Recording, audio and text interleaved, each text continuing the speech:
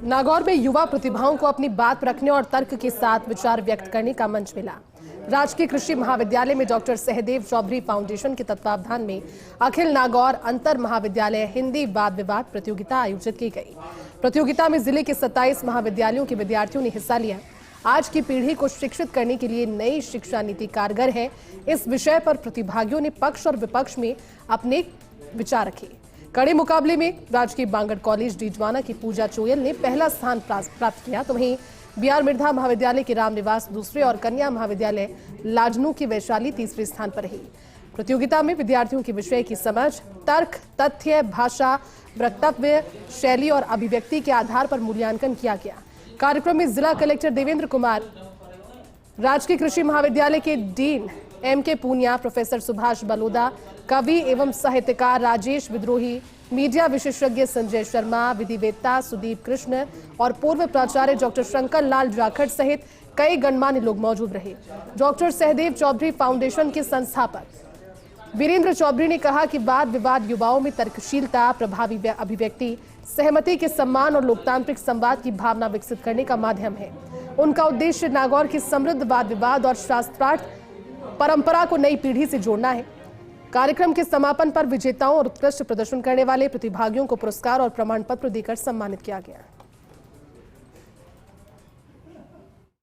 विशेष तौर से इस कार्यक्रम की अगर मैं शुरुआत करता हूं तो मैं आप लोगों को कहना चाहूँगा कि ये खाली एक डिबेट कंपटीशन नहीं है। ये शास्त्रार्थ से संवाद तक एक जो यात्रा हम लोगों को तय करनी है, ये उसकी रूपरेखा है। प्राचीन काल के अंदर भारत की एक परंपरा रही है कि हम लोग शास्त्रार्थ ज्ञान को ही सामाजिक मान्यता देते थे, जहाँ प्रश्न पूछना, तर्क करना और प्रतिपक्ष को समझना ज्ञान की प्रक्रिया का एक हिस्सा था। लंबे समय के बाद जो हमारी ये परंपरा थी, इस परंपरा को हमने जाने अनजाने में एक डिबेट का रूप दे दिया और डिबेट से एक बहस का रूप दे दिया, जो कि मेरे ख्याल से आज की तारीख में बहस किसी तर्क वितर्क का कोई तर्क वितर्क के ऊपर नहीं होती है, वो खाली कुतर्क पर होती है। डिबेट की जो व्यवस्था आई, ये व्यवस्था भी कोई बहुत ज़्यादा पुरानी नहीं है। डिबेट कॉम्पिटिशन्स होने लगे, डिबेट के ऊपर जो है लोग आने लगे, पर डिबेट के अंदर भी साथ कुछ नहीं निकलता। उसमें ये देखा जाता, आज हमारे सामने जूरी है कि भाई किसने किस विषय के ऊपर अच्छा प्रस्तुतिकरण दिया और हम उसमें एक विजेता घोषित कर देते हैं। पर हम लोगों को वापस जाना पड़ेगा। हमें इस बात के ऊपर गहन चर्चा और चिंतन की ज़रूरत है कि हम शास्त्रार्थ में वापस जा सकते हैं क्या तर्क संगत बात कर सकते हैं क्या तर्क के माध्यम से सत्य की खोज कर सकते हैं क्या। हमारे लिए ये ज़रूरी है। हमारे लिए इसलिए ज़रूरी है क्योंकि ये हमारी प्राचीन विद्या का एक अनमोल रत्न था, जिसको हमने समय के साथ में इतिहास के पन्नों में दर्ज कर दिया है। इस अनुरोध के साथ में मैं आपको नागौर के इतिहास के बारे में बताना चाहूँगा। नागौर का इतिहास डिबेट के अंदर अगर शुरू होता है, मेरे पिताजी जब डीडवाना के अंदर पढ़ते थे बांगड़ महाविद्यालय में, तो बांगड़ महाविद्यालय का नाम एक ऐसी संस्था के रूप में आता है जिसने सिर्फ राज्य में नहीं, देश में भी डिबेटर्स दिए हैं।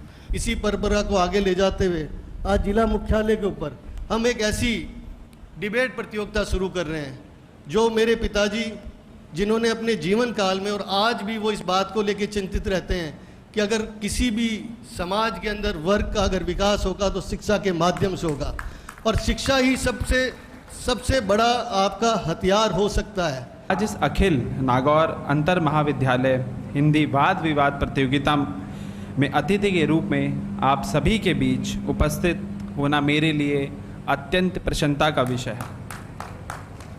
इस सुंदर आयोजन के लिए मैं डॉक्टर सहदेव चौधरी फाउंडेशन, आयोजकों तथा इससे जुड़े समस्त विद्यालय और प्रिय साथियों, आप सबको हार्दिक बधाई देता हूँ। मुझे लगता है कि आज के समय में इस प्रकार के आयोजन का महत्व पहले से कहीं अधिक बढ़ गया है। हम एक ऐसे दौर से गुजर रहे हैं जहाँ सूचना तो बहुत है, लेकिन विचार के लिए समय कम होता जा रहा है। मोबाइल और सोशल मीडिया के माध्यम से हर दिन हज़ारों सूचनाएं हमारे सामने आती हैं। ऐसे समय में युवा केवल सूचना ग्रहण करने वाला न बने, बल्कि उस पर सोच, प्रश्न करे, तर्क करे और स्वतंत्र राय विकसित करे, यह अत्यंत आवश्यक है। और वाद विवाद प्रतियोगिता हमें यही सिखाती। आज सबसे पहले तो मैं ये जो सेमिनार यहाँ आयोजित हुआ, वाद विवाद प्रतियोगिता जो आयोजित हुई, उसके आयोजक संस्थान का आभारी हूँ कि उन्होंने मुझे आपसे मुखातिब होने का मौका दिया। नागौर की सरजमी वो धरती है जिस धरती ने मेरी रचनाओं को संस्कार दिए। बहुत एहसानमंद और आभारी रहूँगा इस ज़मीन का। जूरी में हम 3 लोग थे, एक चंडीगढ़ से हैं, दूसरे कानपुर से हैं और मैं आपके अपने बीच से हूँ। तो मेरे इन दोनों साथियों को मैं इस ज़मीन का तारुफ करवाना अपना फ़र्ज़ समझता हूँ। अपनी कविता की चंद पंक्तियाँ पेश कर रहा हूँ कुछ भी कहने से पहले। मेरे नागौर का सानी नहीं है। आप देखें क्या है नागौर। धरा की चुनरी धानी नहीं है, ये आपने भी देखा होगा। धरा की चुनरी धानी नहीं है और भले भूगर्भ में पानी नहीं है, मगर फिर भी अनूठा आत्मगौरव मेरे नागौर का सानी नहीं है। मगर फिर भी अनूठा आत्मगौरव मेरे नागौर का सानी नहीं है। और फिजां कुछ खास रोमानी नहीं है। इन दिनों में तो काफ़ी हो गई है, बहुत बदल गया है, लेकिन बहुत पहले की बात, आज के 30 साल पहले लिखा मैंने।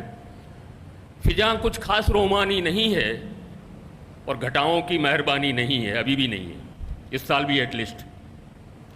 फिजां कुछ खास रोमानी नहीं है और घटाओं की मेहरबानी नहीं है, मगर जिंदा दिली के जाविये से मेरे नागौर का सानी नहीं है।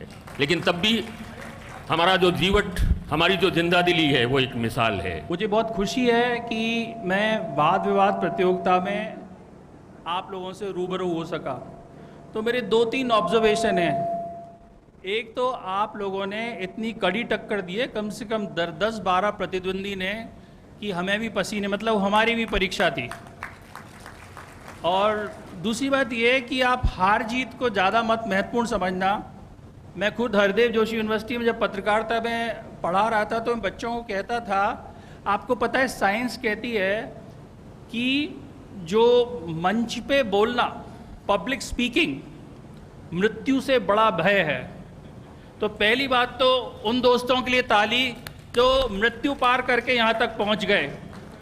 फिर अगली बात, मैं आपको न्यूरोप्लास्टिसिटी, साइंस में एक टर्म है जो न्यूरो साइंटिस्ट इस्तेमाल करते हैं, उसे कहते हैं कि 9 फेलियर्स, कोई 9 फेलियर्स हैं, वो 10वीं बड़ी सफलता की तरफ रास्ता होता है।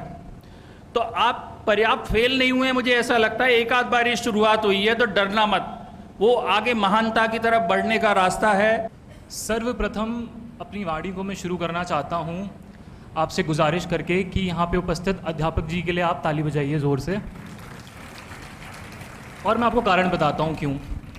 मैंने 200 के आसपास डिबेट किए। मेरे कोविड के समय में करे तो ऑनलाइन भी डिबेट हुए, लेकिन बहुत कम बार मैंने ऐसा देखा है कि जो अध्यक्ष जी हैं वो शुरुआत से लेके अंतिम तक हमारे साथ बैठे, हमारी बातों को सुना।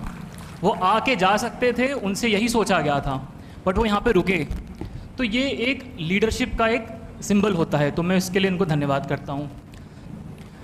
मैं इसके माध्यम से आपको ये नहीं सलाह देता हूँ कि आप अपना कंटेंट को रटें, क्योंकि रटने से होता क्या है मैं बताता हूँ। कि मैंने अगर अपनी जो चिट्ठे में लिखा है मगर, लेकिन जो जोश मैंने बोल दिया किंतु, मगर किंतु एक ही है, लेकिन जब मैं मगर से किंतु पे आ गया तो मेरी पूरी अगली स्पीच क्वेश्चन में आ गई और फिर मैं अटकूंगा। और अगर आप अटक भी जाएं तो वो भी बहुत स्वाभाविक है, उसमें भी शर्माइए घबराइए नहीं। आपको ही पता है कि आपका अगला वाक्य क्या है, जूरी का इसका कोई अंदेशा नहीं। आप आखिरी बात पहले बोलिए, आप ब्लफ करिए, शो ही मत करिए इस बात को कि शायद आप अटक गए हैं। तो ये एक बात है जो आप थोड़ा सा कोशिश करिए कि है।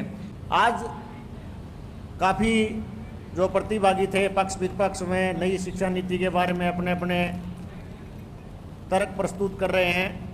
निश्चय एक नई नीति आई है हमारे साथ, तो हो सकता है प्रारंभ में हमें चुनौतियां मिल रही हैं, लेकिन धीरे धीरे जब हमारे पास ये आधारभूत संरचनाएं विकसित हो जाएंगी तो हो सकता है इनके भरोसे हम इस शिक्षा नीति के सारे हम विषम में जो पहले हमारी जो पहचान थी उसको वापस ले सकें। क्योंकि ये जो शिक्षा नीति है प्रारंभ से ही बच्चे का जो मानसिक विकास लेकर के चल रही है,